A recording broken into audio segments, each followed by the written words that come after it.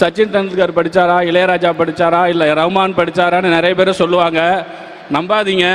அப்படி ஜெயித்தவங்க 100 பேர் தான். படித்ததுனால ஜெயித்தவங்க தான் இங்கே அவ்வளோ பேர் இருக்கும். நீங்கள் அதை ஃபாலோ பண்ணுங்க. அதில் ஒருத்தர் இளையராஜா படித்தாரா, சச்சின் டெண்டுல்கர் படித்தாரா, ரஹ்மான் படித்தாரான்னு கேட்குறாங்க. அவங்களெல்லாம் அவங்க பேச்ச அவங்க நம்பிடாதீங்க. நான் என்ன சொல்கிறேன்னே நீங்கள் அதில் வாங்கலை. நீங்கள் படத்தை எடுத்துட்டா பெரிய கல்வி அறிஞர்னு நினச்சிட்டு வந்து கருத்து சொல்லிடுறேன். நான் என்ன சொல்கிறேன்னே உனக்கு புரியல. நீ அந்த மேடல் நின்று பேசுறதுக்கு யாரு? நீ ஒரு படத்தை இயக்கிருக்க, இயக்குனர், அவ்வளோதான். அதுக்கு என்ன காரணம்? நீ படித்த கல்வியை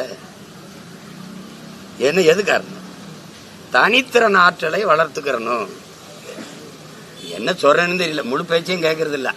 ஏதோ கேட்டு ஒரு காரத்தை சொல்லி கைதட்டு வாங்கிடணும். சரி, முதலமைச்சரும் துணை முதலமைச்சரும் வாங்கின கல்வி தகுதி என்ன?